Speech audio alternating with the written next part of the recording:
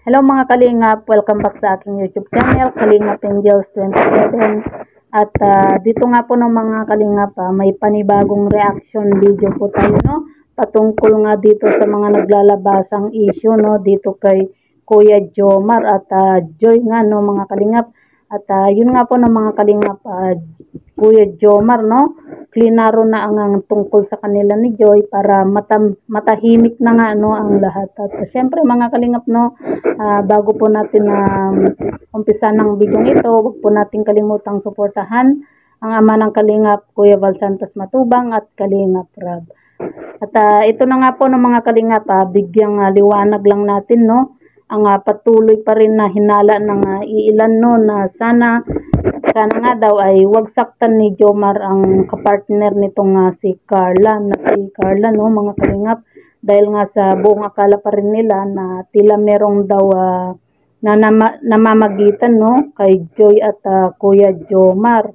At alam kong mahirap pa rin na pigilan ng damdamin ng mga ito ang mga naniniwala, no, ng lubos, no, sa tambalang Jomcar, kaya gano'n na lang nila ipinagmalasakit, no, itong si Carla nga ng mga kalingap, dahil ayaw nila na sa bandang huli ay masasaktan lang si Carla dahil sa pagkakaroon ng third party relationship na mangyayari ng mga kalingap.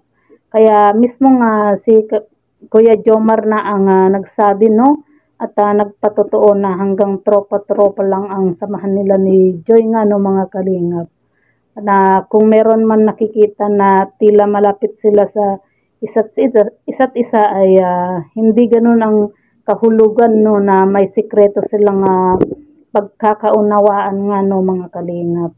Pero sadyang totoo pero kung sadyang totoo man ang hinala ng iilan, ay panahon pa rin ang makakapagsabi nga kung talagang para sila sa isa't isa, ano mga kalingap, dahil hindi naman nasusukat yan sa maikling panahon, no? At yun nga po ng mga kalingap, dahil habang tumatagal ay mas makikita mo kung anong kulay meron ng isang tao, no? Kumaga mas makikilala mo yung ugali, yung mga ganyan, di ba mga kalingap? Kumaga panahon pa rin talaga, no, ang makapag saysay, no? At ito no mga kalingap, narito po no mga kalingap, pakinggan po natin ng video, no, kung sana klinaro ni Kuya Jomar ang tungkol sa kanila ni Joy nga no mga kalingap. Ano? Ay. Hoy, magpapapasok na iso tayo. No? Hindi. Mga kalingap. Yung ano ko yung shoulder bag ko na Shoulder yan. bag daw. Kunin mo. Hindi kasi nalapit Excuse me po. Mga kalingap, huwag niyo pong ibabas si Joy. Kaya nga. Ano? Oo. Kawawa naman. Kawawa naman na Joy. Wala po kaming ano dyan. Friends lang. Tropa-tropa kami. Hindi ba po dyan? Ay, nako. Sige, Ano ano naman? kasi di ako pinagtatanggol eh. Nagtatanggol ka naman Ako na nga nababas eh. Ay, ako din kaya. So ayan no mga kalingap, narinig po natin, no, at siguro mukhang klaro din, no, ang binitawang salita o pahayag ni Kuya Jomar na hanggang kaibigan o tropa-tropa lang ang tingin niya kay Joy nga no mga kalingap. At ayun no mga kalingap, narinig naman natin mismo kay Kuya Jomar na yun nga, kumbaga tropa lang, no, hindi porke malapit sila sa isa't isa, kumbaga meron na silang pagkakaunawaan ni Joy nga ng mga kalingap.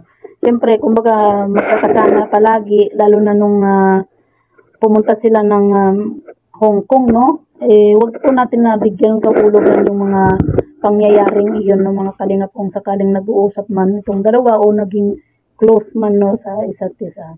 So, yan lamang po ng mga kalingap, at comment nyo lang po, no, kung ano po yung masasabi nyo sa video ito, at babasahin po natin isa-isa ng mga kalingap. So, yan lamang po. God bless po sa ating lahat.